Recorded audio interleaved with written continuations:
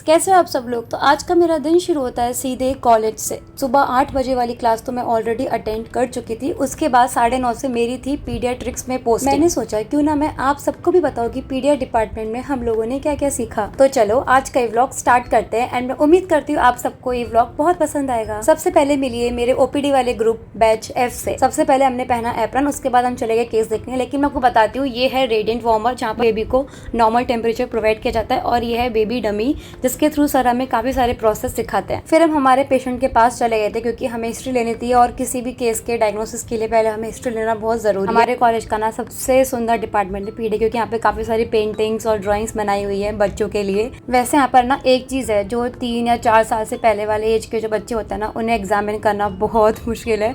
वो थोड़ा भी टच करने पर रोना स्टार्ट कर देते हैं। तो हम लोग क्या करते थे, उन्हें चॉकलेट देना या फिर कोई टॉय देना, पेन वगैरह, ये सब करके फिर हम उन्हें एग्जामिन करते थे।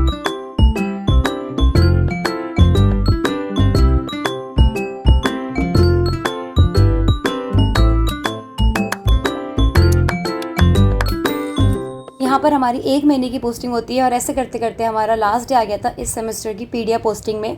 और फिर हम लोगों ने बहुत सारी फोटोज़ ली, वीडियोस ली। लेकिन हमारा स्ट्रगल देख रहे हो फोटोज़ लेने के लिए, मतलब कोई सही जगह खड़ा ही नहीं हो रहा है। किसी को उधर खड़ा होना है, किसी को यहाँ खड़ा होना है। इतनी बार इतनी देर करने के बाद लोगों ने ढंग से एक सेल्फी ली।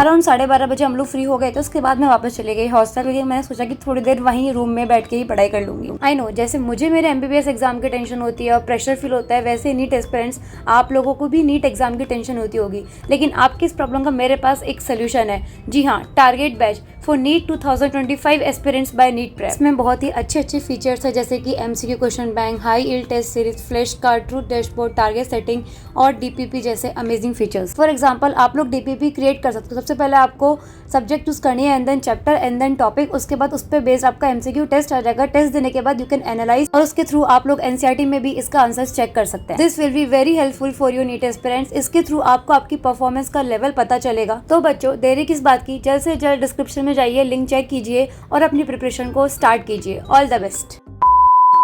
हेलो गाइस, आज बहुत कुछ हुआ। क्या बोला तूने? मैं आईपीडी के अंदर खो गई, हमारे कॉलेज के अंदर, और इतनी मुश्किल से डिपार्टमेंट मिला। सोचो 4 साल होने का और तब भी यही हाल है हमारा। फाइनली हाँ, लेबर वार्ड पहुंच गए थे, जाना पीडियाट्रिक्स डिपार्टमेंट था, बट फाइनली भी हमें सही रास्ता मिल चुका है, तो हम लोग जा रहे हैं।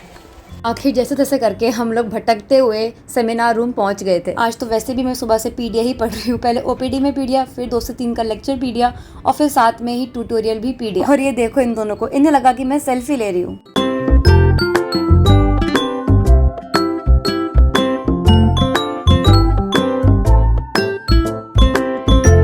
फाइनल ईयर काफ़ी एक्टिव होता है क्योंकि इतनी सारी क्लासेस होती है। लेकिन सबसे ज़्यादा आई थिंक हम लोग इसी साल सीखते हैं।